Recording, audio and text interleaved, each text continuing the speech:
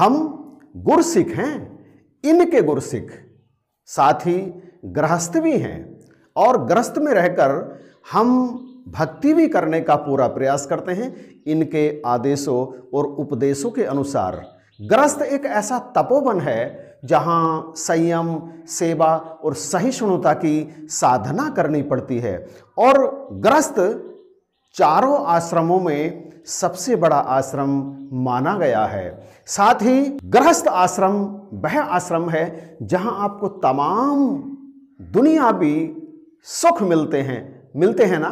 यदि गृहस्थ में रहकर आप सुखी नहीं हैं तो फिर इस वीडियो को देखिए और समझिए कि वास्तव में गृहस्थ जीवन कहाँ किसे जाता है। तो YouTube चैनल यही है सच में, आप जुड़े रहिए नरेश के साथ।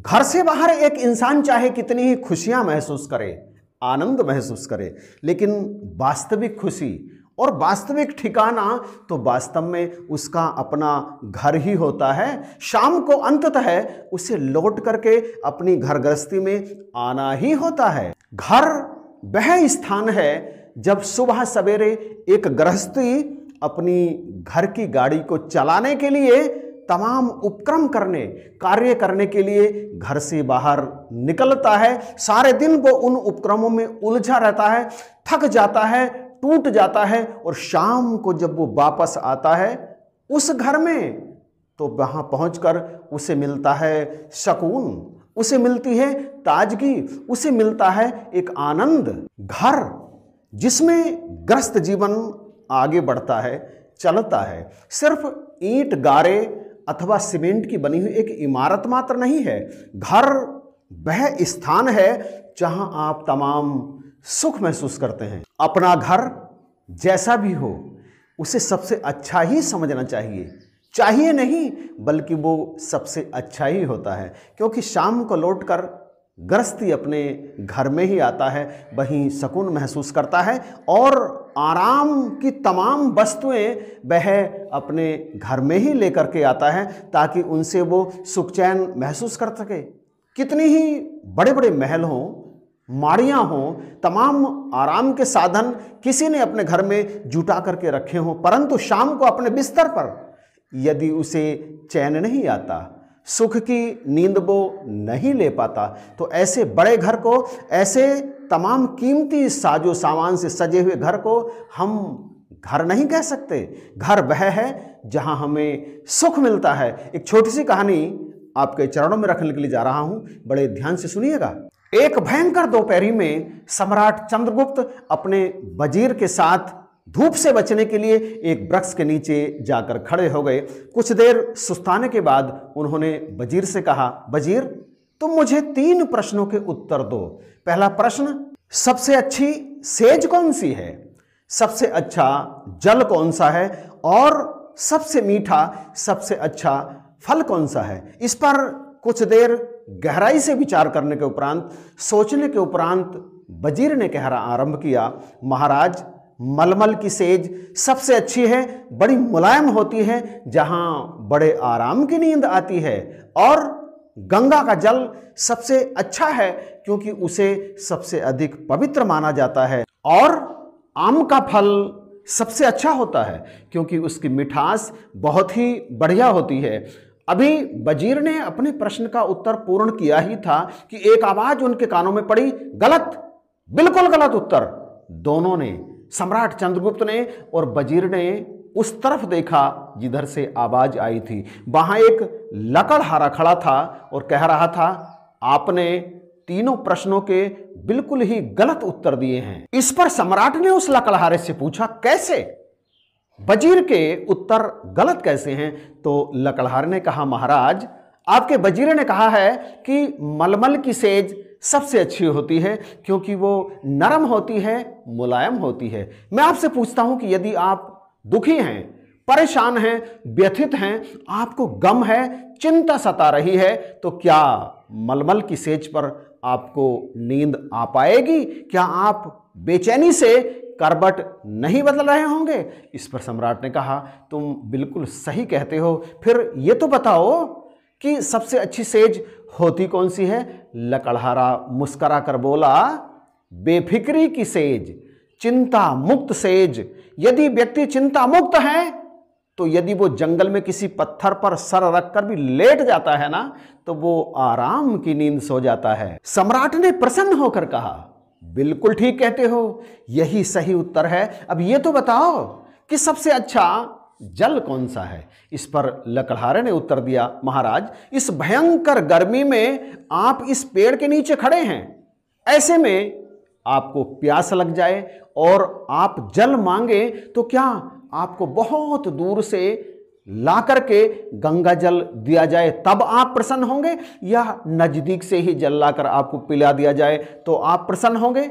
सम्राट ने उत्तर दिया, मुझे तो जल्दी से जल्दी जल चाहिए, अगर नजदीक से मिल जाए तो बहुत बढ़िया है। इस पर लकड़हारे ने कहा, आपको उत्तर मिल गया, जल नजदीक का ही सबसे अच्छा होता है। अब सम्राट ने खुश होकर के कहा, तीसरे प्रश्न का उत्तर दो। उस लकड़हारे ने बड़ी सहजता से तीसरे प्रश्न का उत्तर देते हुए कहा, महाराज, यह ठीक है कि आम का फल मीठा होता है, लेकिन उसकी मिठास बहुत अधिक समय तक इंसान को प्रसन्न नहीं रख सकती, शीघ्र ही उसकी मिठास खत्म हो जाती है। परंतु सेवा के बाद जो फल मिलता है, सेवा का जो फल मिलता है ना, वो सदा ही बड़ा मीठा होता है, उसकी मिठास बहुत लंबे समय तक इंसान को तृप्त किए रहती है। इसलिए सबसे अधिक मीठा फल यदि कोई है तो वह है सेवा का फल। उस लकड़हारे से अपने तीनों प्रश्नों के सटीक और सही उत्तर प्राप्त करके सम्राट चंद्रगुप्त बहुत अधिक खुश हुए, प्रसन्न हुए।